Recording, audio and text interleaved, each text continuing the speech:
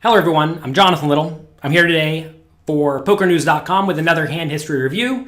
You all may not believe this, but this is actually the 224th hand review that I have made for PokerNews.com. So thanks to them for sticking with me for about 5 years, give or take. Thanks to all of you for being here. A lot of things come and go in the poker space. If you watch the content creation space, the poker site space, the social media space, etc., people come and go, but Jonathan Little's sticking around. I'm not going anywhere. So today we have a hand from a $2,000 buy-in Party Poker Live tournament. Speaking of a company that hasn't gone anywhere, they've been with the poker players through thick and thin. Here we have a hand that is very bland. You may be annoyed you watch this video by the end of it. But this is a spot that a lot of players mess up, and I want to make sure that you don't make these mistakes. So right here, facing a raise from a tight aggressive player, 300 big blinds deep, we have King 9 suited in the big blind. This is the easiest call in the world. There's no point in re-raising, because if we re-raise and get 4-bet, it's terrible. If we re-raise and get called, a lot of better hands are going to call in position, deep stacked, which is terrible. So, call, see the flop. We get middle pair. Right off the bat, a lot of people screw this up by leading. When you have middle pair, your goal should very often be to see a cheap showdown until it becomes pretty clear you have the best hand. In which case, then maybe you can value bet. So we're going to check. Our opponent now bets 500. And again, this is where some people mess up. They raise thinking, oh, I don't want to get outdrawn. The opponent could have lots and lots of hands with equity like King Jack or Jack 10 or whatnot. But realize that the opponent could also have a lot of better made hands like pocket aces and pocket queens or any queen, right? And against those hands, we definitely do not want to bloat the pot. So this is a very, very clear call. Never, ever, ever, ever, ever raise here.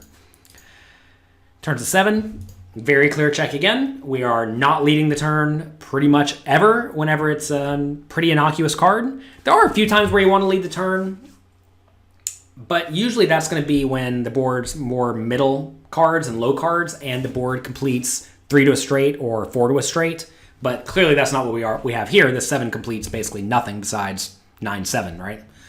So we're going to check, and the opponent checks behind. Good. So now we probably have the best hand. We actually have the best hand a pretty good amount of the time here. And then the river is the 8 of spades. So we probably have the best hand.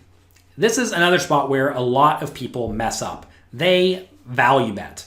And to be fair, when we do value bet here, some worse hands will call, like Jack 9 and 10-9.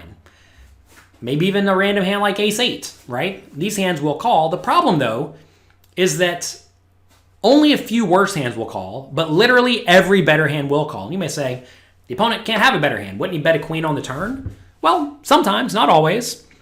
Recognize, you do not know how your opponents play. That is a very, very, very important concept to recognize. You can have ideas, you can do your best to narrow their range, but you can never definitively say that your opponent is not doing something unless you just know it, right? Like you can be very sure Jonathan Little is not going to open the 7-2 offsuit under the gun. He will literally never do it. You can discount it from his range for the rest of eternity.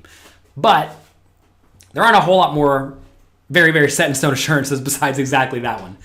So in this scenario, we could be against a lot of better made, or some better made hands, and they're all going to call. So here, all better made hands are going to call. Only a few worse made hands are going to call. And don't forget, every once in a while, we're going to get raised. And when we get raised here, I think we have a pretty easy fold. So say the opponent is sitting here with a hand like King 10. He'd bet the flop for sure. Maybe decide to just give up on the turn. And then on the river, if I make a value bet for, let's say, 700 chips, he may decide that I have a lot of marginal hands in my value betting range. And if my hand is marginal, he can raise me out of my seat and I'm going to fold, right? So you want to avoid that situation. And the way you avoid that situation is by checking. We check, and now if the opponent bets, it's actually close. It's a decision.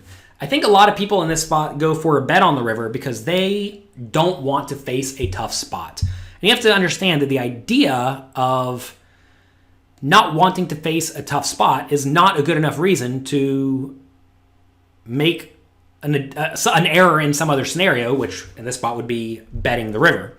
So check, and if the opponent bets, you have to play a little bit of poker.